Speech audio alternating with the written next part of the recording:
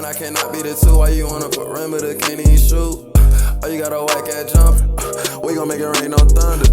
I ain't tryna sit on the phone, tryna. All right, man. Week 5 is in the books, and the NFL is really starting to heat up now. The first month in the season, a lot of people call it the extended preseason because teams aren't playing as much before the season. So they use the first couple games to really figure out who they are, who they want to be, who they need to be. And, injuries get to settling in, players start to show up, some start to show out. Let's get to it. We're going to start with the 49ers Rams game. And listen, I'm a first things first watcher. If you know me, you know this. If you've been on this channel, you know I'm a huge first things first guy. And this was a big game for Mac Jones. And I know Mac Jones isn't a national storyline, or I mean, he wasn't starting the season for the 49ers, but he's definitely become one. The reason why Mac Jones is such a big story is because Brock Purdy hasn't been. Well, he has, I guess, just in the wrong way. His injury concerns. And then when he's playing, he's not playing well either. So the fact that the 49ers, and led by Mac Jones, super undermanned. I mean, obviously they still have C-Mac, but Brandon Ayuk's not out there.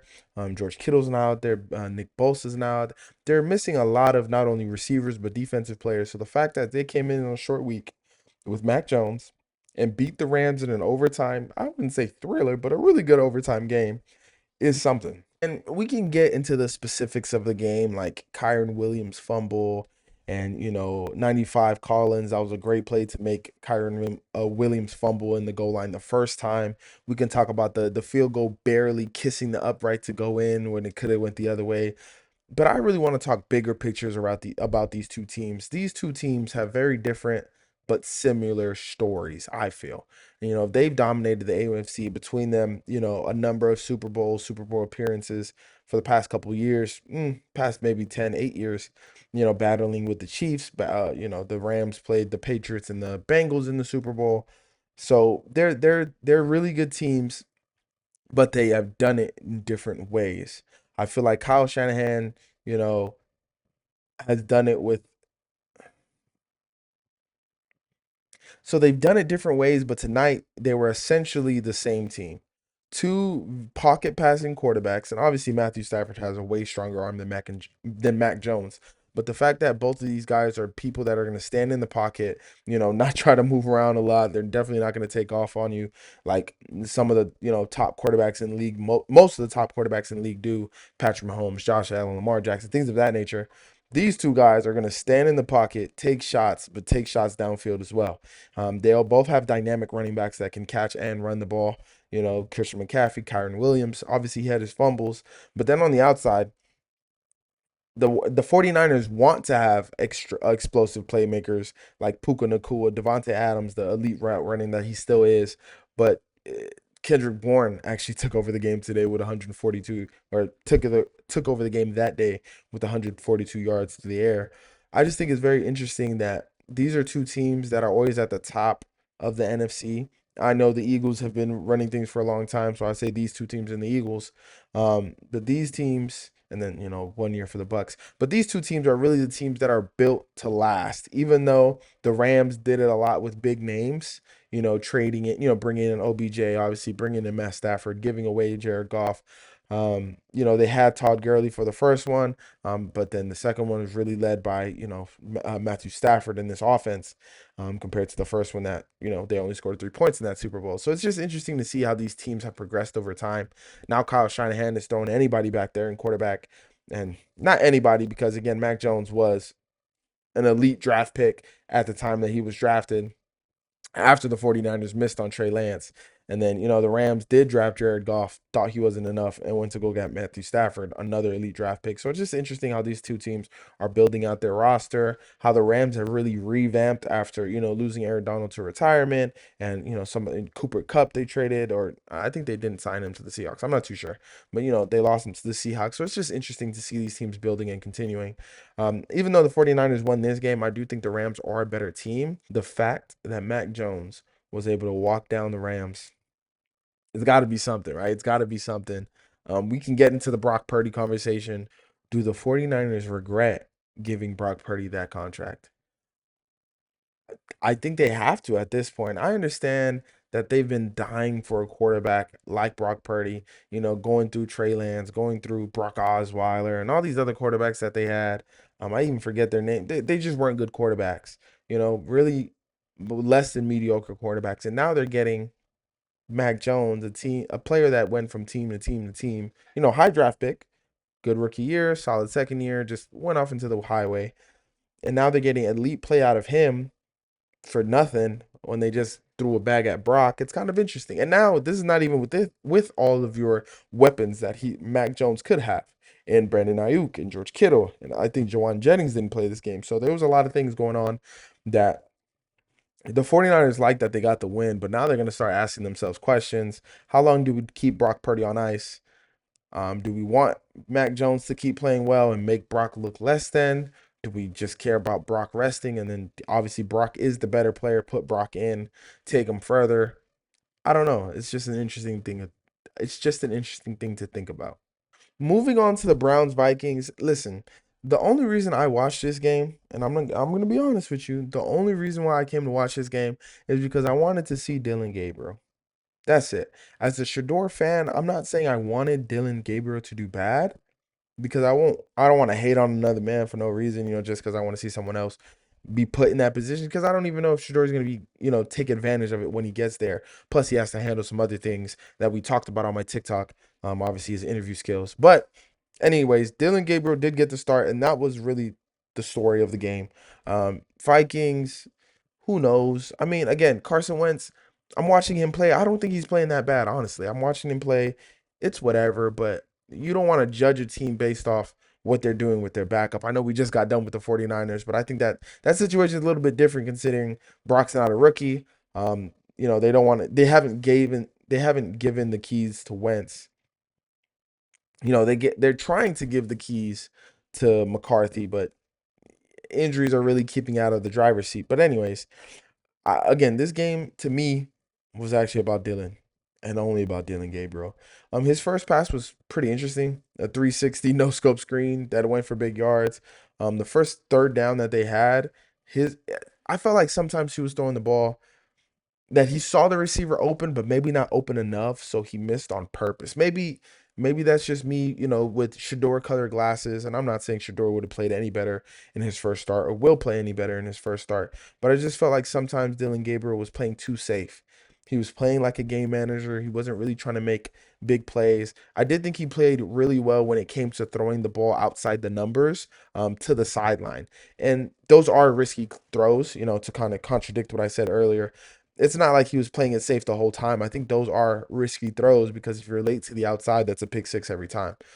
So I think he was really good at really getting the ball out with out routes, corner routes, things of that nature. Look good. And somebody his size has to really paint the field, where he can see it. I'm not saying he can't see past the whole lineman. I'm just saying it's probably easier to see out there than it is down the middle of the field. There was obviously another thing about this game was that these two coaches I really do believe in. The two Kevins, Kevin O'Connell, Kevin Stefanski. I think these guys are elite play callers, and I think you saw it in the red zone by both teams. There was some really good plays to get people wide open. Um, but yeah, back to Dylan Gabriel. He did have some passes deflected. Again, it's his height. He's not that tall. He's not six. He's not Carson Wentz on the other side of him. He's not a prototypical, six and some change quarterback. 6'3", 6'4", 6'6" quarterback Josh Allen. Carson Wentz is a great height. There's things of that nature that really help you be the best quarterback you can be. That he doesn't have those tools, but he's made it work this far. I know in the broadcast they talked about it. He leads all of FBS. He's really tied for 155 touchdowns in a college career. I don't want to talk bad about that. I know a lot of people are saying, well, he played for 6, 7 years. Of course he should. Hey, some people are really good college quarterbacks and can't make it to the pros. Some people are vice versa. He did what he did in college, and he should be not praised for it, but top of the record books is still top of the record books at the end of the day. Um, that doesn't mean he's going to be great in the pros. That doesn't mean he's going to be bad. That doesn't mean he is a little long in the tooth when it comes to experience, which some coaches like compared to Trey Lance, again, to mention Trey Lance coming out of college with not that many games played against not that much competition. Dylan Gabriel, I would say, is on the other side of that spectrum. Um, a big deal for this Browns team is actually the running game. Obviously, when you have such a great defense, which I do think the Cleveland Browns have been consistently a great defense for the past couple of years. Obviously, it starts with Myles Garrett, but you have Denzel Ward out there. You have Greg Newsome. You have a lot of LSU guys on that defense. Grant Delpit back there is doing well. Um, the linebacking core, I just feel like they always had a lot of good pieces, and obviously they added forget the play. He's a Wolverine. Mason Graham. I want to say it's Mason Graham. They added him to the D line. So really, their D line is elite. I don't know if they're the best front four because the Giants got something cookie, but we'll talk about that later. They're a really good team. A really good defense should be accompanied by a really good running game, and Judkins has been able to provide that, especially the last few weeks. I know the season is young, but the last few weeks he has been cooking. Um, but we can get down to the situational football of this game. It came down when the Browns had the lead on the Commanders and Kevin Stefanski decided to trust Dylan Gabriel to throw the ball. It was before the 2-minute warning, so it's like 2:30 left. And instead of running the ball one more time to make the Vikings call another timeout, he decided, oh, we can put the icing on the cake by having Dylan Gabriel throw this ball, complete it, but it didn't happen. I think I would have trusted the run game there. I'm split because if Dylan Gabriel was my guy, if he's the guy I want leading my franchise, then it's worth losing a couple games to show him I have confidence in him by throwing this. And when I clearly should run it, if I was playing it safe, I would run it, let them call another timeout, punt the ball away. They have less time on the clock. We're closer to winning this game. But on the other side, if Dylan Gabriel completes that pass, now he has more confidence than anything. Coach trusted me to throw this ball, ice the game, and I did that. He didn't do that. Um, Again, his two touchdowns were nice. I think he threw it into some tight windows to the tight ends, big targets. It helps. Small guy, big targets. I don't want to harp on that, but small guy, big targets. It really helps having these targets in the end zone, especially. So all in all, I think Dylan Gabriel played a fine game. 19 of 33 doesn't look good. He had a couple plays that I feel like he could have tried harder for completions, but he just wasn't trying to put the ball in harm's way. And I respect it. Maybe that's what coaching staff told him to do. Maybe they told him, hey, we want to play it safe, hand the ball off. We had a good running game. 23 carries is a nice number of carries for your number one back. So maybe they were just telling him to play it safe, and that's what he did. And hopefully, he got an attaboy from his coach. On the other side, Vikings win another game, 3-2. Again, not really interested in this team um, until I see JJ McCarthy back there. Justin Jefferson sighting, that's fun to see. Always love wide receivers going for big numbers. He better keep up with Puka. That's all I'm saying. I'm not saying Puka's the best in the league. I'm just saying Puka's playing the best in the league. That's all I'm gonna say. I really didn't want to talk about this game. I'm not gonna lie to you. As a Giants fan, I don't even want to talk about the game itself. Okay, maybe I do. The Giants rookies are gonna make rookie mistakes. I'm okay with rookies making rookie mistakes. So Jackson Dart, his fumble, I think was a rookie mistake. He was going to scramble, there was nothing downfield. And I'm okay with him using his legs when he's in trouble because I can't say he can't trust his mind right now, but he's still seeing things, he's still trying to comprehend things, he's still trying to process. He's not an ultra quick processor yet. We're gonna build him into that, hopefully, to a certain level, you know. But right now, you can rely on some of these physical gifts you have, which is your legs. But when you go to scramble, and it just slips out of your hand, that's a rookie mistake. I can't blame the coaching for that. I can't blame Darius Slayton, which we'll get to. I can't blame the O-line. You're outside of the pocket. You're deciding to run. Just grab the ball. Just hold on to the ball. That's all you got to do. No big deal. His two interceptions. I want to talk about his two interceptions. The first one was, we were down. I think it was already 14-26. Fourth down. He's throwing the ball. He's pressured. He's outside of the pocket again. He's just trying to make a play downfield. I don't hate it because, again, it's better than taking a sack. It's better than throwing it short. If you throw it deeper and it gets picked off in the end zone or back there, it's like an arm punt. No big deal. I don't love it, but it's no big deal. The second one, 81, the receiver, they just talked about him early in the game. It was his first catch of his NFL career. He got jammed up on his route, and he thought that Jackson Dart was not going to look to him anymore, which I blame him. I can't say I don't blame him, but if I was Jackson Dart and I'm looking at a receiver who I don't really trust, it's not Malik. You know what I'm saying? I'm looking over there. He's not a tight end. He's not like he's super strong. He's going to throw the guy off him. Maybe he could have looked somewhere else. Maybe he could have looked somewhere else. But the guy stopped running his route. Maybe it would have been deflected. Maybe it would have been something else. It didn't have to be an interception, but it was. And it's not the end of the day. You see that Trevor Lawrence play. We're gonna get to that. Don't worry. Um, I don't hate it. I don't hate those turnovers. I don't love them, obviously, but rookies are gonna rook. Cam Scatterboo his fumble. Rookies are gonna rook. I'm not super mad at it. Am I mad that we lost to the Saints? I am. Am I mad that we had 5 turnovers for the game, 4 in a row? I think it was two fumbles and 2 interceptions. It was pretty bad. Darius Slayton. I don't even want to talk bad about Darius Slayton because I really truly feel he's trying his best. Jalen Hyatt. Don't want to talk bad about him. I really feel like they're trying their best. But a message to the Giants organization, their best isn't enough. It's just not. And I'm not.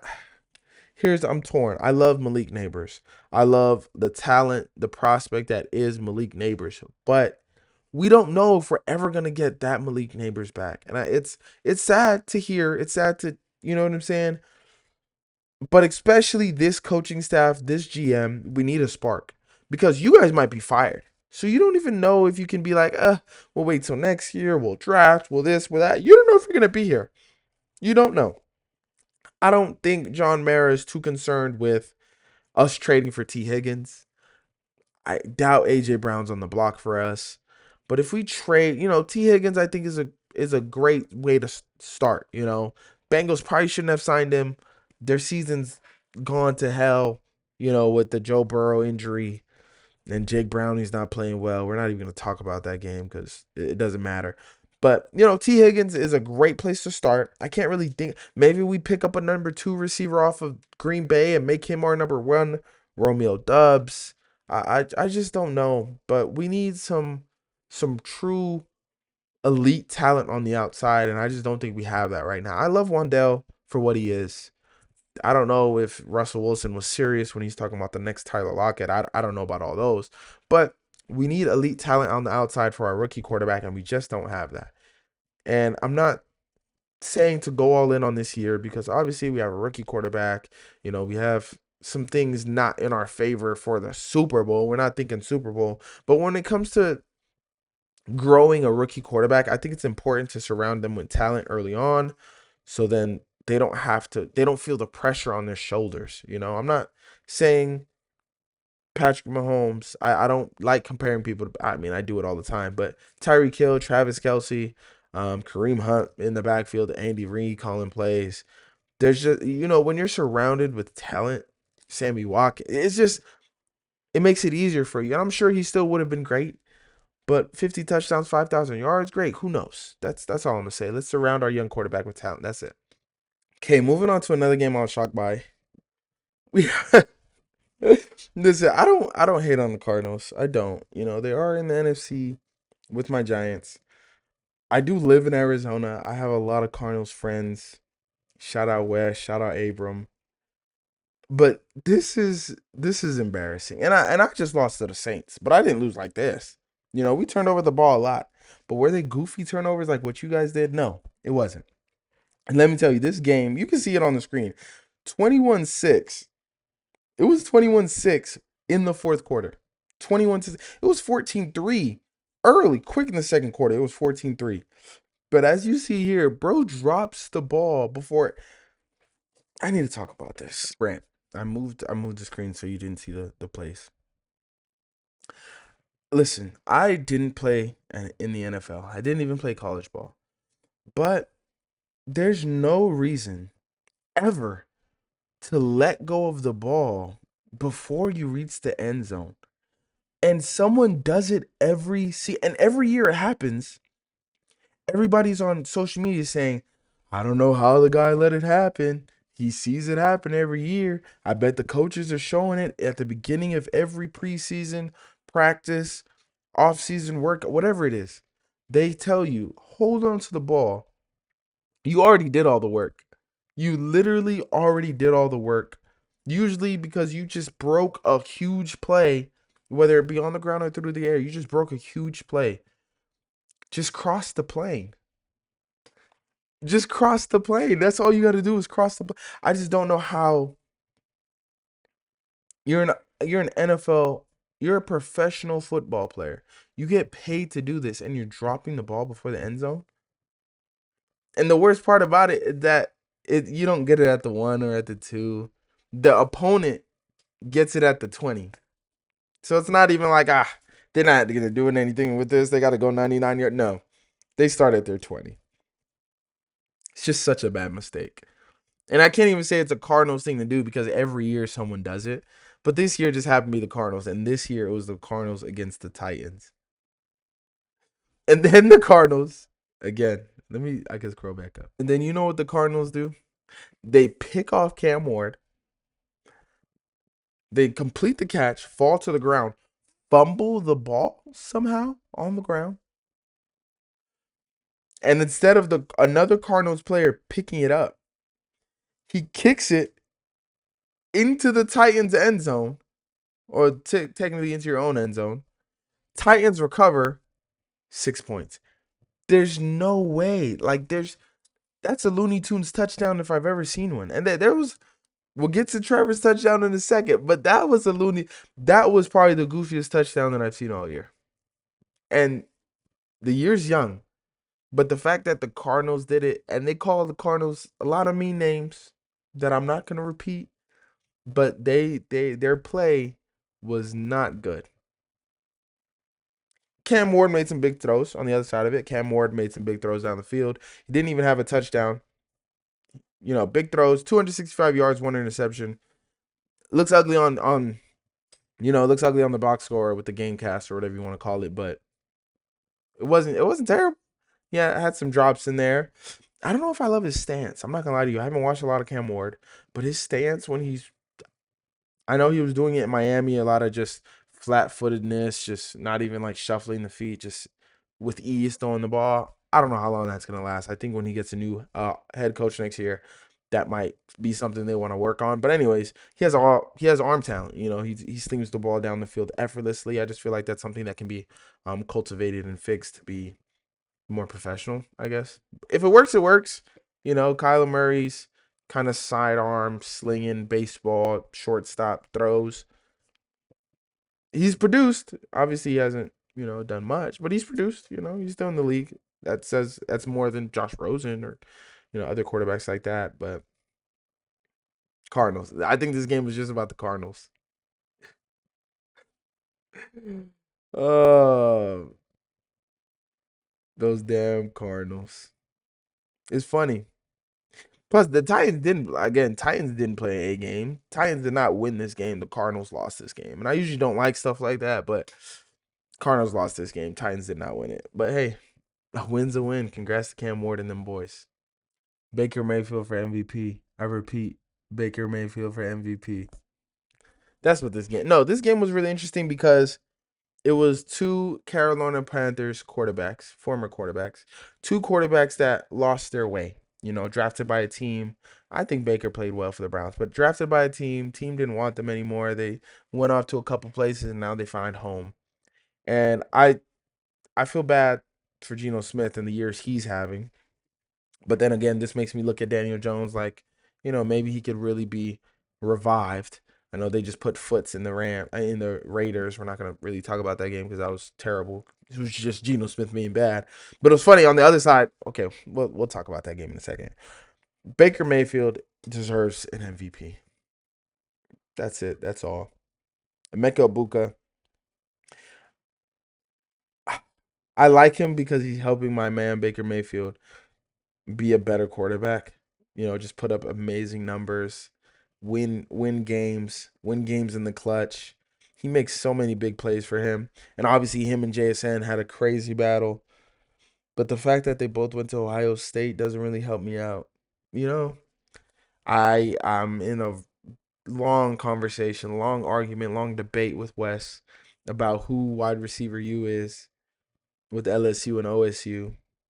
Or it's just not it's not looking good right now with the injuries to Malik Neighbors, with Brian Thomas doing a whole bunch of nothing. It's just not looking good for your boy.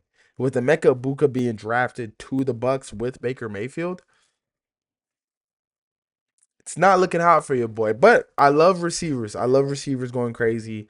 You know, we're gonna do a halfway mark to my preseason predictions of not only the teams we can go through briefly, but really the awards.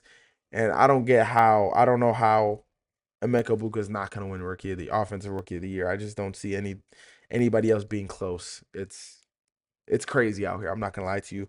But again, teams wise, Bucks have a chance at the one seed. You know, especially with the Eagles' loss, especially with the Eagles' performances, how they've been looking recently, and we'll get to that. The Bucks have a chance at the one seed. The Packers aren't looking crazy.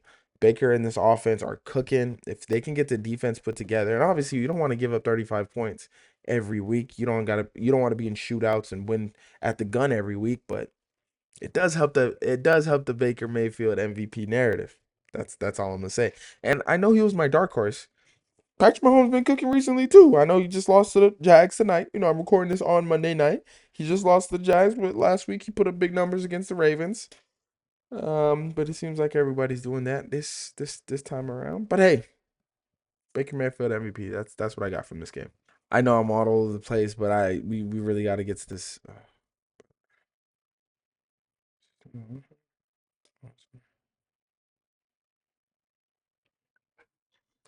Speaking of the Chiefs Jags, this game just ended, I don't know, maybe an hour ago. I thought this was a great game from both quarterbacks. Um, it's crazy to say that I want to say they played to a draw, but they really didn't play to a draw. Obviously, one won and one didn't. One had 100 yards more than the other one. But I really do feel like this game, I don't know, this game seemed pretty even. Jacksonville's defense is what came through and won the game. Obviously, that 99-yard pick six on Patrick Mahomes, which maybe that does even it out if you think about it. 99 yards that Patrick Mahomes gave to the Jags, 99 yards that Trevor Lawrence didn't have. Who knows? Jags won this game. Patrick Mahomes threw a pick six. Patrick Mahomes and Trevor Lawrence both led their teams in rushing, which was crazy to see. Early on in the game, I think Patrick Mahomes threw for one, Patrick Mahomes ran for one, then Trevor Lawrence threw for one, then Trevor Lawrence ran for one. It was like, and I'm not saying Trevor Lawrence is the next Patrick Mahomes or anything like that, but he was supposed to be.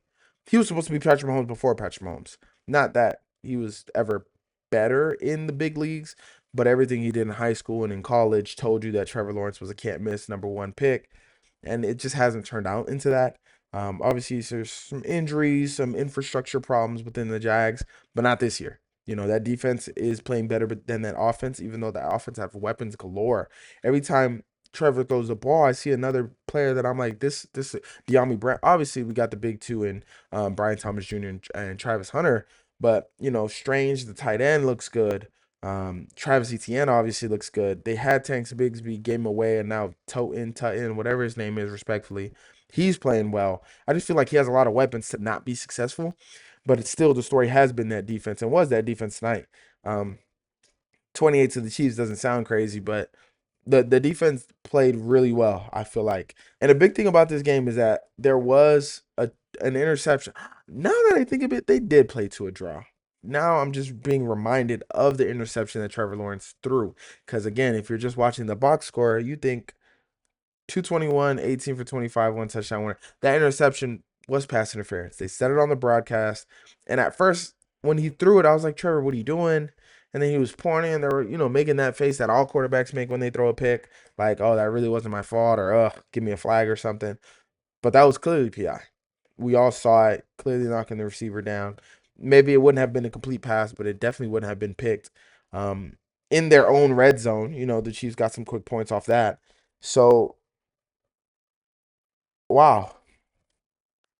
Trevor, dare I say Trevor Lawrence outplayed Patrick Mahomes. The more I'm remembering of this game, obviously the Jags going down Getting those last points was huge. The more I'm thinking about the PI did help, but everybody gets PI. There's been wins that Patrick Mahomes gets, touchdowns that Patrick Mahomes gets because the receiver had to work their way through the DB to get the ball. PI in the end zone, ended up at the one. And then we could talk about this. This is such a goofy touchdown, and it's not something you would see Trevor. I just don't picture Trevor. Maybe a Kyler Murray, no disrespect. Maybe a rookie, maybe a Spencer Rattler type of guy, but you don't see Trevor Lawrence as a guy who their offensive linemen will step on their foot, they fall, try to get back up, slip and fall again, get up and score the game-winning touchdown. That was just such a crazy sequence to watch live, and really it's just amazing. It's just amazing to see um the young Jags team. I'm not a Chiefs hater, but I do like parity. I do like multiple teams winning, and with the Chiefs doing what they've been doing, it hasn't been going that way. And then Nick Wright is gonna be on fire tomorrow with them losing. Sometimes he's great in a loss, but he's also great in a win. And Trevor Lawrence is also his guy. I just can't wait to watch First Things First tomorrow.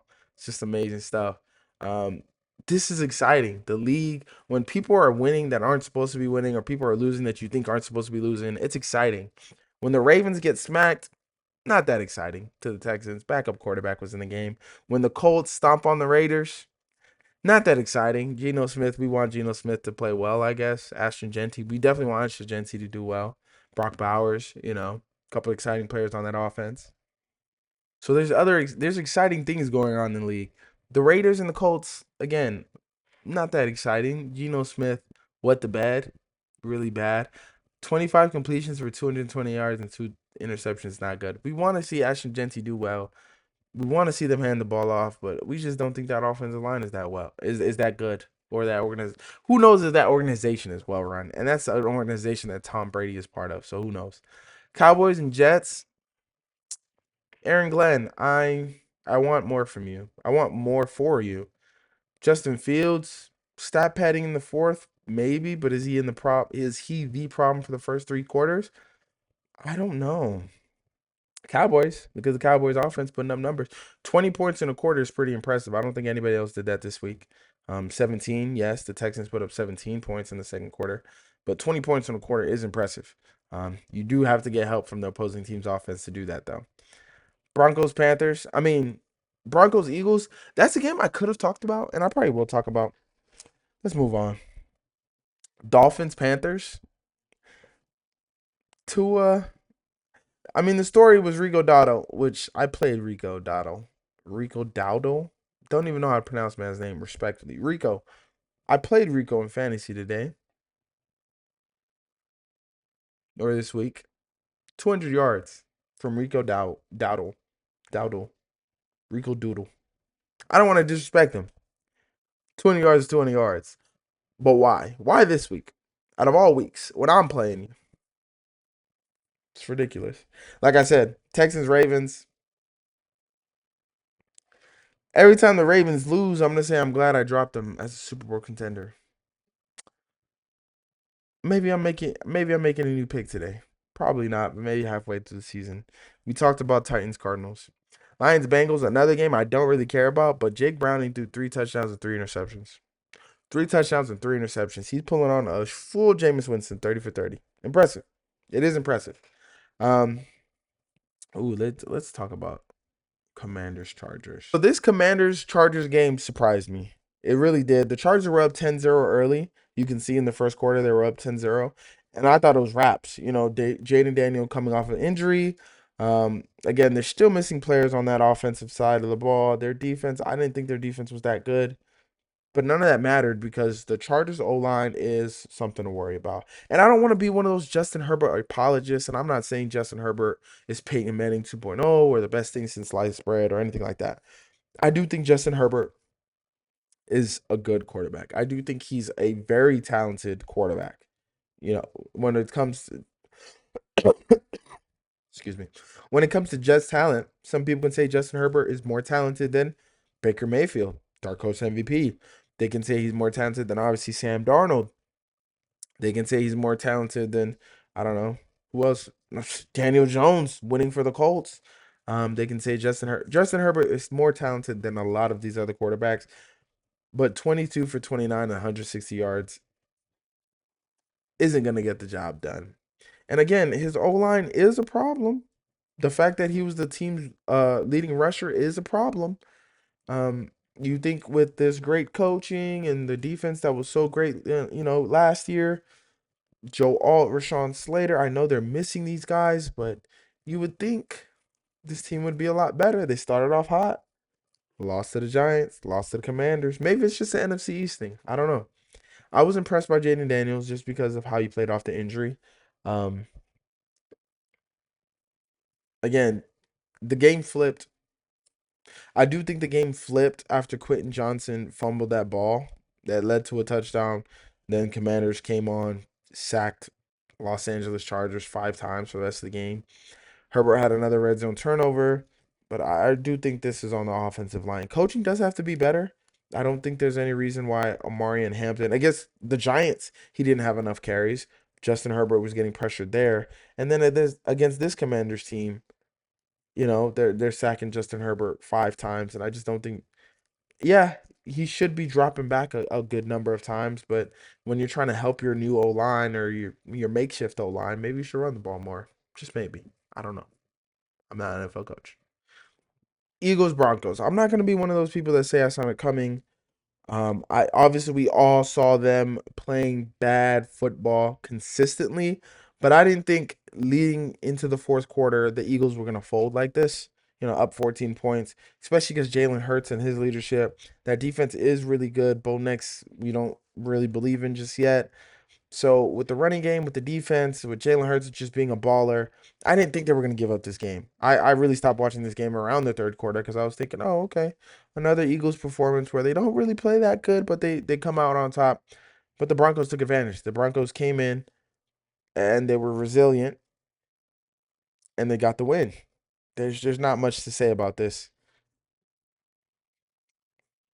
I don't think it's the end of the world for Philadelphia. I don't think this means the Broncos are better than we thought. I think the Broncos are going to finish third in their division, and the Eagles are going to finish one in their division. This game doesn't really mean much for that, but it does really show these teams that they got some stuff to work on. And Bo Nix, you do have some stuff to work on, and obviously Jalen Hurts, we know what you need to work on. I'm still waiting for that AJ Brown trade. I know he came on and apologized, but Devontae Smith also, voiced some concerns there. I mean, hey, you see Devontae Smith on here, 8 reception, 114. AJ is the one you need to worry about. He's a little more temperamental than Devontae Smith. I don't want to put too much into this game. It was a good performance by the Broncos. Don't think it's the end of the world. You didn't think the Eagles were going undefeated, and that's that. Okay, so there's a few teams that I root for, and then there's a few players that I root for. And then I just want to root for being right. I thought the Patriots were going to be a lot better than what they started this season like. They had a rough start. But now they're on Sunday Night Football beating the Buffalo Bills. So life is coming up for me personally. I don't love the comparisons Drake made Josh Allen, Drake May, coaching this and look at Josh Allen when he was a rookie and now look at Drake May and look at their body of not look at their body of work. Look at their physical attributes, look at the way they throw the ball, look at the arm strength, look at the running, look at the let's relax. And even early on in this game, Drake May, I think was he looked at the pass rush instead of looking downfield, and the commentators said something about it, and then Josh Allen made a play while the rusher was in his face, and they're like, "That's actually how you do it." Just relax. Let's just let a quarterback come into his own on his own. With a defensive coach, mind you. I know he has Josh McDaniels on, but defensive head coach. Josh Allen did have Brian Daboll to help him become the quarterback he is today. Josh McDaniels, we'll see. We'll see what he can do for Drake May. I'm not saying that he's bad because obviously I had high hopes for him because of Drake May. Stephon Diggs, I don't think he's going to do this every week. I think the emotion of playing the Bills, surged through him and caused him to do this. But if he's this player year round, comeback player of the year. comeback player of the year because he came back from that injury, I think, sooner than he was supposed to. Stephon Diggs tore his ACL on October 29th, 2024. It's not even October 9th, 2025, and he's putting up 148 yards on 10 catches against the Buffalo Bills. And now, while I don't think the Buffalo Bills have a great defense, that environment is something to play against. The weather is something to play against. And it's just impressive that he's doing this. So he should be comeback player of the year if he can he doesn't have to put up 100 every week, but if he could be Drake May's number one wide receiver, not only will that do wonders for his comeback player of the year standings, but it'll also do numbers for Drake May himself, for him to have a number one wide receiver. Maybe this is another team interested in getting a number one wide receiver. I do like Stephon Diggs. In theory, is just we don't know if he's gonna be this Stephon Diggs for the rest of the season. So I like that the Patriots won this game. I don't think it's a big deal for Buffalo. It is noteworthy. I feel like Buffalo Bills usually run over everybody in that division, go 5-1 in the division or something crazy like that. But, with the Jets and the Dolphins still being terrible, the Patriots are trying to become, that clear-cut wild card team in that division. I don't think they're threatening Buffalo for their division crown, but it's interesting to see. And then we can just run through the rest of these games. I think we already talked a little bit about the rest of these games, but that's week 5. I'm excited for some of these storylines. Now I'm excited for the Packers to play again this week. I hope some trades start going down. I hope some people start getting benched. Geno Smith, I'm looking at you. I just want to see some things shaken up. I like when there's parity in the league. I don't want everybody winning. There's nobody. The only winless team is the Jets, and there's no undefeated team. So it's good football to see. I'm excited. I'm excited. I'm excited. Again, catch me on TikTok. We talk about specific plays on there. Was this PI? Should this have been called? Et cetera, et cetera. We talk about little storylines. We did a Shador topic. Smaller storylines we get on TikTok, weekly reviews. We're here on long form content on YouTube. This video is 45 minutes long. We talked about basically every game that happened. Had a little pockets of rants. Hold on to the ball. Really that simple. Surround your young quarterback with talent. Really that simple. But again, get me on TikTok. I'm live tweeting through the games on Twitter, X, whatever you want to call it. But till then. Thanks for watching this video. I truly appreciate it. If you don't agree with any of my takes, we can argue about it. Get on the podcast, get in the comments, whatever you want to do. You can subscribe to my channel right here. In this other corner, you should get with my TikTok and my Twitter. And in this corner right here, you can watch any more reaction videos, vlogs, or watch any more takes. Till then, see y'all. God bless.